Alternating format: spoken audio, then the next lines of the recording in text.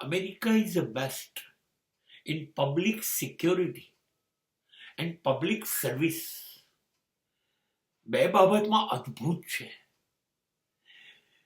માની લો તમે કાર લઈને ગયા, આમ તો લગભગ 1.25 વર્ષ થયું, મને ક્યાંય એક્સિડન્ટ થયેલા દેખાયા નહીં, પણ એક્સિડન્ટ થાય એટલે બારોબાર ટ્રાફિક કંટ્રોલને ખબર પડી જાય છે ને 10 મિનિટમાં ટ્રાફિક કંટ્રોલ આવી જાય છે અને તમારી ગાડી સાથે તમને પુષ્કળ મદદ જે કરવી પડે એ બધી કરે છે પોલીસ જ.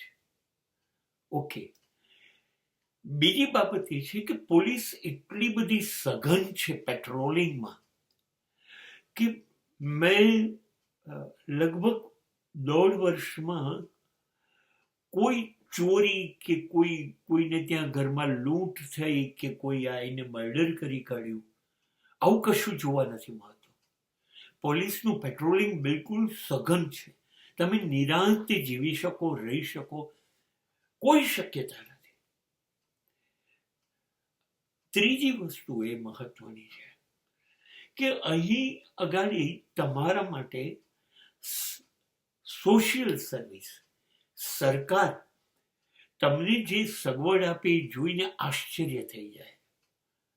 રોડ પર ટ્રાફિક જામ ન થવો જોઈએ, રોડ પર ક્યાંય બરફ જામ ન થવો જોઈએ, કોઈ પણ વસ્તુ અમેરિકન્સને નડવી ના જોઈએ.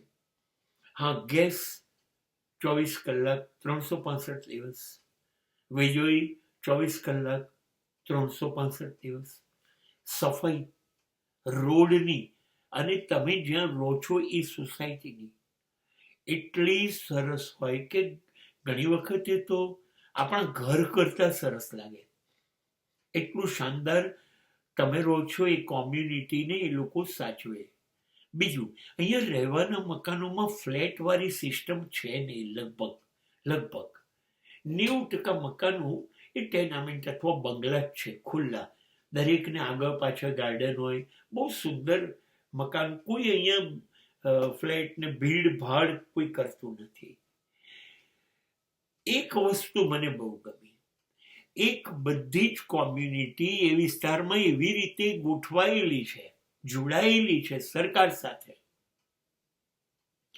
કે તમારા ઘરમાં આગ લાગી કે ના લાગી, પણ આગ લાગે એવો જો ધુમાડો પણ થાય, એવું કંઈ પણ લાગે, તમને ખબર ના હોય અને ત્યાં કંટ્રોલ રૂમને ખબર પડી જાય અને તમારે ત્યાં સિચ્યુએશન બગડે એ પહેલા 5 જ મિનિટની અંદર ફાયર બ્રિગેડની ગાડીઓ આવી જાય.